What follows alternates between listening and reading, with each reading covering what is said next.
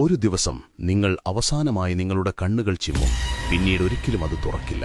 നിങ്ങളുടെ പ്രിയപ്പെട്ടവരുടെ ശബ്ദം നിങ്ങൾ അവസാനമായി കേൾക്കും. പക്ഷേ അവർക്ക് മറുപടി നൽകാൻ നിങ്ങൾക്ക് കഴിയില്ല. ആ നിമിഷം വരുമ്പോൾ നിങ്ങളുടെ ശരീരം ഇവിടെ തന്നെ ഉണ്ടാകും. എന്നാൽ നിങ്ങളുടെ ആത്മാവ് അപരിചിതമായൊരു ലോകത്തേക്ക് യാത്ര തിരിക്കുകയായിരിക്കും.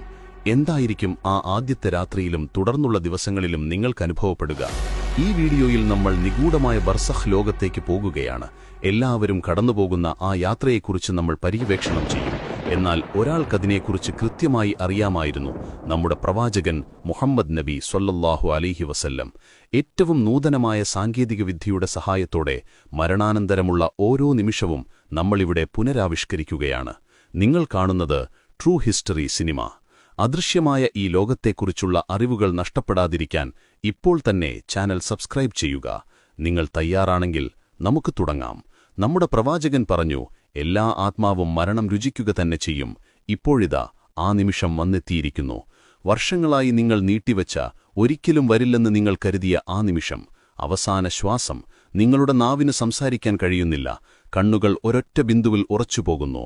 ഹൃദയം അവസാനമായൊന്നും ഇടിക്കുന്നു, പിന്നെ നിലയ്ക്കുന്നു. കാലിന്റെ വിരലുകളിൽ നിന്ന് ഒരു തണുപ്പ് തുടങ്ങി ശരീരമാകെ പടരുന്നു. ഇതൊരു സാധാരണ തണുപ്പല്ല, ആത്മാവ് ശരീരത്തിൽ നിന്ന് വേർപെടാൻ പോകുന്നുവെന്നതിന്റെ ലക്ഷണമാണത്. മൂസാ നബി അലൈഹിസ്സലാം മരണത്തെ വിശേഷിപ്പിച്ചത് ഇപ്രകാരമാണെന്ന് നിവേദനം ചെയ്യപ്പെടുന്നു: ജീവനോടെയുള്ള ഒരു പക്ഷിയെ ചുട്ടുപഴുത്ത ചട്ടിയിലിട്ടാൽ അത് രക്ഷപ്പെടാൻ ചിറകടിക്കുന്നതുപോലെയാണ് മരണം. ആത്മാവ് പാദങ്ങളിൽ നിന്ന് കാലുകളിലേക്കും, അവിടെ നിന്ന് വയറിലേക്കും, നെഞ്ചിലേക്കും, അവസാനം തൊണ്ടക്കുഴിയിലേക്കും എത്തുന്നു. സൂറത്തുൽ വാഖിയയിൽ അല്ലാഹു പറയുന്നു: ആത്മാവ് തൊണ്ടക്കുഴിയിലെത്തുമ്പോൾ ആ സമയത്ത് മരിക്കുന്ന വ്യക്തിയെ നോക്കി നിൽക്കുന്നവരെ, നിങ്ങളെക്കാൾ അവനുമായി ഏറ്റവും അടുത്തത് നാമാണ്, പക്ഷെ നിങ്ങളത് കാണുന്നില്ല. ഈ സമയം ശരീരത്തിലെ ഓരോ കോശവും വേദന കൊണ്ട് പൊളയുകയാണ്. നനഞ്ഞ കമ്പിളിയിൽ നിന്ന് മുള്ളുള്ള കൊമ്പ് വലിച്ചെടുക്കുന്നതുപോലെയാണ് ആത്മാവിന്റെ വേർപാട്. ഈ പോരാട്ടത്തിനിടയിൽ ഇരുണ്ട ഒരു രൂപം നിങ്ങളുടെ അരികിൽ പ്രത്യക്ഷപ്പെടുന്നു. അത് മറ്റാരുമല്ല, ഷെയ്ത്താൻ അഥവാ പിശാചാണ്. ജീവിതകാലം മുഴുവൻ നിങ്ങളെ വഴിതെറ്റിക്കാൻ ശ്രമിച്ച അവൻ അവസാനമായി ഒരിക്കൽ കൂടി വരുന്നു. അവൻ നിങ്ങളുടെ വിശ്വാസത്തെ തകർക്കാൻ ശ്രമിക്കും. എന്നെ വിശ്വസിക്കൂ, ഈ മതം ഉപേക്ഷിക്കൂ എന്നവൻ മന്ത്രിക്കും. പക്ഷേ ആരാണോ ജീവിതത്തിൽ അല്ലാഹുവിനെ മുറുകെ പിടിച്ചത്, അവനെ അല്ലാഹു സഹായിക്കും. ഹദീസിൽ പറയുന്നതുപോലെ, നിങ്ങൾ എങ്ങനെ ജീവിച്ചുവോ അങ്ങനെ മരിക്കും.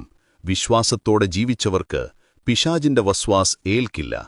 ഇവിടെ വെച്ച് മനുഷ്യർ രണ്ടായി തിരിയുന്നു. വിശ്വാസമില്ലാതെ മരിക്കുന്നവർക്ക് മരണം അങ്ങേയറ്റം വേദനാജനകമാണ്. മലക്കുകൾ വിളിച്ചു പറയും: പുറത്തുവരൂ, ദുഷിച്ച ആത്മാവേ, നരകത്തിന്റെ ശിക്ഷയിലേക്ക് പുറത്തുവരൂ. ശരീരം വിട്ടുപോകാൻ ആത്മാവ് മടിക്കും. മലക്കുകൾ അതിനെ ബലമായി വലിച്ചെടുക്കും. ഞരമ്പുകൾ പൊട്ടുന്ന വേദനയോടെ അത് പുറത്തുവരും. എന്നാൽ ഒരു സത്യവിശ്വാസിയുടെ മരണം പ്രവാചകൻ സ്വല്ലല്ലാഹു അലൈഹി വസല്ലം വിവരിച്ചത് എങ്ങനെയെന്നറിയാമോ? ഒരു പാത്രത്തിൽ നിന്ന് വെള്ളമൊഴുകി ഇറങ്ങുന്നത് എത്ര എളുപ്പമാണോ, അത്രയും ശാന്തമായി വിശ്വാസിയുടെ ആത്മാവ് പുറത്തുവരും. നിങ്ങൾ അല്ലാഹുവിന് കീഴ്പ്പെട്ടവരാണെങ്കിൽ പ്രകാശത്തിന്റെ രൂപത്തിലുള്ള മലക്കുകളെ നിങ്ങൾ കാണും. കാരുണ്യത്തിന്റെ മലക്കുകൾ. അവർ പറയും: ഹേ പരിശുദ്ധമായ ആത്മാവേ, നിന്റെ രക്ഷിതാവിന്റെ കാരുണ്യത്തിലേക്കും പ്രീതിയിലേക്കും നീ പുറത്തുവരൂ. ഖുർആൻ പറയുന്നു: ഞങ്ങളുടെ രക്ഷിതാവ് അല്ലാഹുവാണെന്ന് പറയുകയും പിന്നീടതിൽ ഉറച്ചു നിൽക്കുകയും ചെയ്തവരോട് മലക്കുകൾ പറയും: നിങ്ങൾ ഭയപ്പെടേണ്ട, ദുഃഖിക്കേണ്ട. നിങ്ങൾക്ക് വാഗ്ദാനം ചെയ്യപ്പെട്ട സ്വർഗ്ഗത്തെക്കുറിച്ച് സന്തോഷിച്ചുകൊള്ളുക. മലക്കുകൾ ആ നല്ല ആത്മാവിനെ സ്വർഗ്ഗത്തിൽ നിന്നുള്ള പട്ടുതൂവാലയിൽ പൊതിയുന്നു. കസ്തൂരിയേക്കാൾ നല്ല സുഗന്ധം അതിൽ നിന്ന് വമിക്കുന്നു. ശരീരം ഭൂമിയിൽ കിടക്കുമ്പോൾ ആത്മാവ് ആകാശങ്ങളിലേക്ക് യാത്ര തിരിക്കുകയാണ്. ഓരോ ആകാശത്തിലൂടെ കടന്നുപോകുമ്പോഴും അവിടെയുള്ള മലക്കുകൾ ചോദിക്കും: ആരുടേതാണീ നല്ല ആത്മാവ്? അപ്പോൾ കൊണ്ടുപോകുന്ന മലക്കുകൾ ഭൂമിയിൽ വെച്ച് ജനങ്ങൾ വിളിച്ചിരുന്ന ഏറ്റവും നല്ല പേരു പറഞ്ഞു പരിചയപ്പെടുത്തും: ഇതിന്നയാളുടെ മകൻ ഇന്നയാളാണ്. അങ്ങനെ 7 ആകാശങ്ങളും കടന്ന് അല്ലാഹുവിന്റെ സന്നിധിയിലെത്തും. അല്ലാഹു പറയും: എന്റെ അടിമയുടെ രേഖകൾ ഇല്ലിയീനിൽ രേഖപ്പെടുത്തുക. അവനെ ഭൂമിയിലേക്ക് തന്നെ മടക്കുക. അവിടെ നിന്നാണ് ഞാൻ അവനെ സൃഷ്ടിച്ചത്. അവിടേക്ക് തന്നെ മടക്കും. അതിൽ നിന്ന് തന്നെ അവനെ ഉയർത്തെഴുന്നേൽപ്പിക്കുകയും ചെയ്യും. എന്നാൽ അവിശ്വാസിയുടെ ആത്മാവ് അതിൽ നിന്ന് ചീഞ്ഞ ശവത്തേക്കാർ മോശമായ ദുർഗന്ധം വമിക്കും. ആകാശത്തിന്റെ കവാടങ്ങൾ അവർക്ക് മുന്നിൽ കൊട്ടിയടയ്ക്കപ്പെടും. അല്ലാഹു കൽപ്പിക്കും: അവന്റെ രേഖകൾ ഏറ്റവും താഴെയുള്ള സിജ്ജീനിൽ എഴുതുക. അങ്ങനെ ആ ആത്മാവ് ആകാശത്തുനിന്ന് നിന്ദ്യമായി താഴേക്കെറിയപ്പെടും. മരണശേഷം ശരീരം ഭൂമിയിൽ അവശേഷിക്കുന്നു. ജനാസയ്ക്കുള്ള തയ്യാറെടുപ്പുകൾ തുടങ്ങുന്നു. നിങ്ങളെ കുളിപ്പിക്കുന്നു. സ്വഹീഹായ ഹദീസുകളിൽ പ്രവാചകൻ പറഞ്ഞു, നിങ്ങൾ മരിച്ചവരെ കുളിപ്പിക്കുമ്പോൾ നന്നായി കുളിപ്പിക്കുക. ശരീരം നിർജീവമാണെങ്കിലും ആത്മാവിന് അതുമായൊരു ബന്ധമുണ്ട്. തന്നെ ആരാണ് കുളിപ്പിക്കുന്നത്, ആരാണ് കഫൻ ചെയ്യുന്നത് എന്ന് ആത്മാവ് അറിയുന്നു. വെള്ളത്തുണിയിൽ നിങ്ങളെ പൊതിയുന്നു, തുന്നലുകളില്ലാത്ത ലളിതമായ വസ്ത്രം. ഇന്നലെ വരെ മണിക്കൂറുകളോളം വസ്ത്രം തിരഞ്ഞെടുത്തിരുന്ന നിങ്ങൾ ഇന്ന് വെറും 3 കഷ്ണം തുണിയിൽ ചുറ്റപ്പെടുന്നു. ജനാസ നമസ്കാരം കഴിയുന്നു. മണ്ണിന്റെ ഗന്ധം നിങ്ങളുടെ മൂക്കിലേക്കെത്തുന്നു. ഖബർ തയ്യാറാണ്. ഇരുണ്ട ഇടുങ്ങിയ തണുപ്പുള്ള നിങ്ങളുടെ പുതിയ വീട്. നിങ്ങളെ അതിലേക്ക് ഇറക്കിവെക്കുന്നു. കല്ലുകൾ വെച്ച് മൂടുന്നു. മുകളിൽ മണ്ണ് വാരിയിടുന്നു. ആദ്യത്തെ പിടി മണ്ണു വീഴുമ്പോൾ പുറത്തെ വെളിച്ചം എന്നേക്കുമായി മായുകയാണ്. എല്ലാവരും തിരിച്ചു നടക്കുന്നു. അവരുടെ കാലൊച്ചകൾ അകലുന്നത് നിങ്ങൾക്ക് കേൾക്കാം. ഇന്നലെ രാത്രി നിങ്ങൾ ചൂടുള്ള കിടക്കയിൽ ഉറങ്ങി. ഇന്ന് രാത്രി നിങ്ങൾ മണ്ണിനടിയിൽ കല്ലുകൾക്കിടയിൽ ഒറ്റയ്ക്ക് കിടക്കുന്നു. ഇനിയാണ് ഏറ്റവും ഭയാനകമായ നിമിഷം, ഖബറിന്റെ ഞെരുക്കം. പ്രവാചകൻ പറഞ്ഞു, ഖബറിനൊരു ഞെരുക്കമുണ്ട്. അതിൽ നിന്നാരെങ്കിലും രക്ഷപ്പെടുമായിരുന്നുവെങ്കിൽ അത് സഅദ് ബിൻ മുആദ് റളിയല്ലാഹു അൻഹു രക്ഷപ്പെടുമായിരുന്നു. വാരിയെല്ലുകൾ പരസ്പരം കോർത്തുപോകുന്നത്രയ്ക്കും ശക്തമായൊരാലിംഗനം ഖബർ നൽകും. അപ്പോൾ ഇടിമുഴക്കം പോലുള്ള ശബ്ദവുമായി നീല കണ്ണുകളുള്ള 2 മലക്കുകൾ വരും, മുൻകർ നഗീർ. അവർ ആ മനുഷ്യനെ എഴുന്നേൽപ്പിച്ചിരുത്തും. നിങ്ങളുടെ ജീവിതത്തിലെ ഏറ്റവും വലിയ പരീക്ഷ അവിടെ തുടങ്ങുകയായി. 3 ചോദ്യങ്ങൾ. 1. മൻ റബ്ബുക, ആരാണ് നിന്റെ രക്ഷിതാവ്? 2. മൻ ദീനുക, എന്താണ് നിന്റെ മതം? 3. മൻ നബിയുക, ആരാണ് നിന്റെ പ്രവാചകൻ? വിശ്വാസിക്ക് ഈ ചോദ്യങ്ങൾക്കുള്ള ഉത്തരമറിയാം. അവൻ ഭയമില്ലാതെ പറയും, എന്റെ റബ്ബ് അല്ലാഹുവാണ്, എന്റെ മതം ഇസ്ലാമാണ്, എന്റെ പ്രവാചകൻ മുഹമ്മദ് നബി സ്വല്ലല്ലാഹു അലൈഹി വസല്ലമാണ്. അപ്പോൾ ആകാശത്തു നിന്നൊരു വിളിവരും, എന്റെ അടിമ സത്യം പറഞ്ഞു. അവന് സ്വർഗത്തിൽ നിന്നുള്ള വിരിപ്പുകൾ വിരിച്ചു കൊടുക്കുക, സ്വർഗത്തിലേക്കൊരു വാതിൽ തുറന്നു കൊടുക്കുക. ഖബർ കണ്ണിനു കാണാവുന്ന അത്രയും ദൂരത്തേക്ക് വിശാലമാക്കപ്പെടും. സ്വർഗത്തിലെ സുഗന്ധം ആ ഖബറിൽ നിറയും. എന്നാൽ ജീവിതം പാഴാക്കിയവന്റെ അവസ്ഥയോ? അവൻ ഭയത്തോടെ പറയും, എനിക്കറിയില്ല, എനിക്കറിയില്ല. അപ്പോൾ ആകാശത്തു നിന്ന് വിളിവരും, ഇവൻ കളവു പറഞ്ഞു. നരകത്തിൽ നിന്നുള്ള വിരിപ്പുകൾ ഇവന് നൽകുക, നരകത്തിലേക്കൊരു വാതിൽ തുറന്നുകൊടുക്കുക. നരകത്തിലെ കൊടും ചൂടും വിഷക്കാറ്റും ആ ഖബറിലേക്ക് അടിച്ചുകൊണ്ടേയിരിക്കും. നിങ്ങൾ തനിച്ചാണോ? അല്ല. വിശ്വാസിയുടെ ഖബറിലേക്ക് സുന്ദരനായ നല്ല വസ്ത്രം ധരിച്ച ഒരാൾ വരും. വിശ്വാസി ചോദിക്കും, നീ ആരാണ്? അയാൾ പറയും, ഞാൻ നിന്റെ നല്ല കർമ്മങ്ങളാണ്, നിന്റെ നമസ്കാരം, നിന്റെ നോമ്പ്, രഹസ്യമായി നീ ചെയ്ത ദാനധർമ്മങ്ങൾ, നീ ഒഴുക്കിയ കണ്ണുനീർ, അതെല്ലാമാണ് ഞാൻ. അന്ത്യനാൾ വരെ നിനക്ക് കൂട്ടായി ഞാനിവിടെ ഉണ്ടാകും. ഖബറിലെ ഏകാന്തതയിൽ, ഭയത്തിൽ അവൻ നിങ്ങൾക്ക് കാവലായിരിക്കും. എന്നാൽ പാപിയായ മനുഷ്യന്റെ അരികിലേക്ക് വിരൂപനായ ദുർഗന്ധം വമിക്കുന്ന ഒരാൾ വരും. അവൻ ചോദിക്കും, നീ ആരാണ്? അയാൾ പറയും, ഞാൻ നിന്റെ ചീത്ത കർമ്മങ്ങളാണ്, നീ ഉപേക്ഷിച്ച നമസ്കാരങ്ങൾ, നീ പറഞ്ഞ നുണകൾ, നീ ചെയ്ത വഞ്ചനകൾ, അതെല്ലാമാണ് ഞാൻ. അന്ത്യനാൾ വരെ അവനെ ശിക്ഷിക്കാൻ അയാൾ കൂടെയുണ്ടാകും. പിന്നെ 99 പാമ്പുകൾ ആ ഖബറിലേക്ക് നിയോഗിക്കപ്പെടും.